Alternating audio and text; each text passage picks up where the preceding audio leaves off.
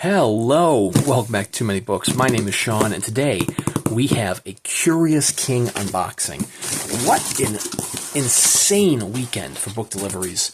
We had the numbered edition of American Gods. Gotta say, I'm a little disappointed with the packing here. This is a lot of empty space, a lot of space for the book to shift around there, but hopefully the book is pristine. I'm sure it is. We'll see in a second. This is Legend, David Gemmell, Curious King, featuring an afterword of Mark Lawrence, introduced by Stella Graham, illustrated by Justin Sweet. But I had the American Gods numbered edition from Suntup and Legend, the Deluxe edition from Curious King, all in one weekend. That is one hell of a delivery. But anyways, first thing we want to see right here is some of Freya Scott's marbling on the slipcase itself. It is capped with pewter goat skin, which we are going to see in the binding itself. But each of these slipcases is going to be slightly different because Freya Scott hand marbled these. But wow, we have a nice little swaddle-lined slipcase, beautifully stamped with Justin Sweet's, pun intended, sweet artwork, sweet stamping there of Druss, the legend.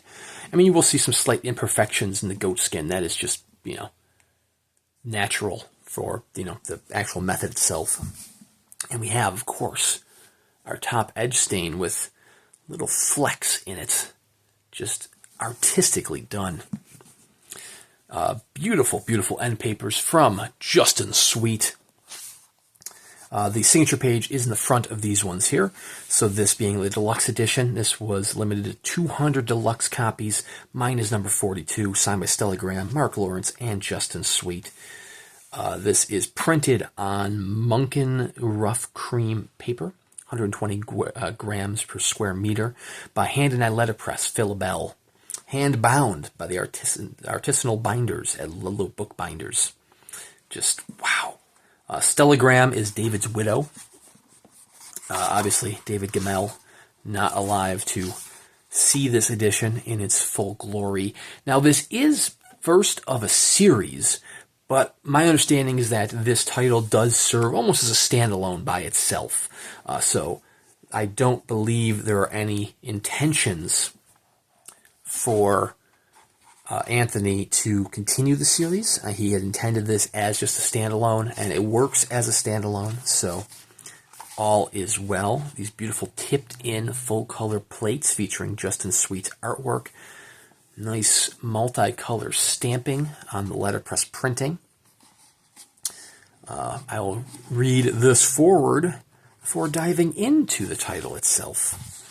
I know that this was Gemmell's first published novel, and there's almost I don't want to say autobiographical, but he was actually almost directed. This is coming right off Curious King's site. He almost directed the use of, oh, that's cool. The black and white artwork by Justin Sweet is actually almost inlaid with the text itself. I love when they do that in books. They build the text around the illustrations, work it in. Then we have some, black and white artwork by Justin Sweet. I know there are 6 full-color plates, I believe. We're going to find out, I suppose. But this is the story of heroic fantasy. Tower and impenetrable fortress, which is being attacked by a barbarian horde. And, the people inside this fortress city do not want the fortress city to fall. So, a ragtag group of heroes thus assembles, including Druss the Legend, the titular legend, a hero of old, and he's coming out of retirement to help defend this fortress from the barbarians. And, Gemmell was not sure. He was very anxiously waiting on a diagnosis. He didn't know if he had cancer or not. And so while he was writing this while he was writing this novel, I can't speak English right now, he had made the decision that his cancer diagnosis would actually direct how the story ends. If he were diagnosed with cancer, he was going to let the fortress fall. He was going to let, a very bleak ending occur. If the cancer diagnosis was come back negative, he was going to let the tower, the fortress, stand. Not necessarily a happy ending, I'm sure. It is fantasy after all, but happier than having, everyone die. Well, needless to say, Gemmell did receive a negative cancer diagnosis, and thus led him to, imperfection on the paper there, nothing too bad, thus leading him to letting the fortress stand, allowing him to make a series out of this. Although, as has been pointed out, this should stand alone as its own title. It should work as a nice standalone title. So there's no obligation by Anthony or yourself, if you're reading this, to have to follow this up if you should choose not to. But it's beautifully, beautifully constructed. I mean, I'm blown away with every Curious King title that I end up getting my hands on. I mean, I've done quite a few so far on the channel here. I've done at least one unboxing of all of their titles thus far, which is 2 Joe Abercrombies and N.K. Jemisin, and is that it? Is that all they've done so far? I know Hitchhiker's Guide is right around the corner. They're still working on that. I am over the moon for Hitchhiker's Guide. That is going to be the crown jewel of the collection, in part due to the limitation number. They are doing Robin Hobb, at least the original Farseer trilogy. Assassin's Apprentice has already gone on sale and sold out in record time. I do have a copy of that coming. Mine is just the standard edition. I did ultimately jump off of the deluxe train. It was a very regrettable, I knew it was going to be a regrettable decision. I mean, it just, pained me to do so. But circumstances being what they were, I couldn't, my wallet couldn't continue on with the deluxe titles. And, I was like, well, I can at least get the standard editions.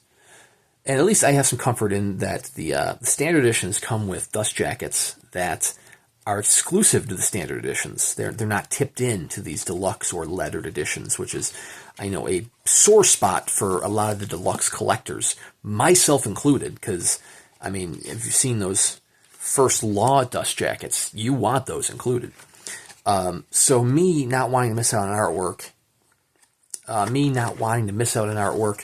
I was like, you know what? I'm gonna downgrade to the standard editions. Not because I want to, because I have to. The standard editions will allow me to get that full artwork while still being able to experience the beautiful letterpress productions. Obviously, I'm not going to have the leather-bound editions anymore, but the standard editions do very nice cloth bindings. I do have I had the standard edition of the Blade itself and the 5th season. Which I did comparison videos for both of those. So I know I'm still getting a quality book. But anyways, Legend by David Gemmell is completely sold out. These Curious King titles sell out immediately. For some reason, I'm feeling like the Jemisin titles stuck around for a bit. I don't think it's available now. I think they're fully sold out, but I know the standard edition of the Jemisin titles took a while, but Legend was a quick sellout. The Hyperion as well. Hyperion was a quick sellout. That one didn't have a standard edition. That one hurts, but thankfully I do have the deluxe edition for that one.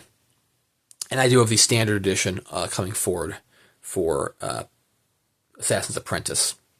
But anyways, you definitely need to check out Curious King. Anthony does just beautiful, beautiful work. One of the best fine press publishers on the market right now. And there are a lot of fine press publishers out there. But I mean, he joins the ranks of Conversation Tree, some of the nicer Suntop editions, just absolute beauties left and right. But anyways, thank you guys very much for watching. Be sure to subscribe to the channel here. I do at least one book review a week. Plenty of unboxings in between here and there, including some future Curious King unboxings. I will definitely be buying the standard editions when possible. And who knows, maybe one day down the road I might jump back on the Deluxe train. We'll see what happens. But anyways, thank you for watching. Check out Curious King, and we'll see you around next time.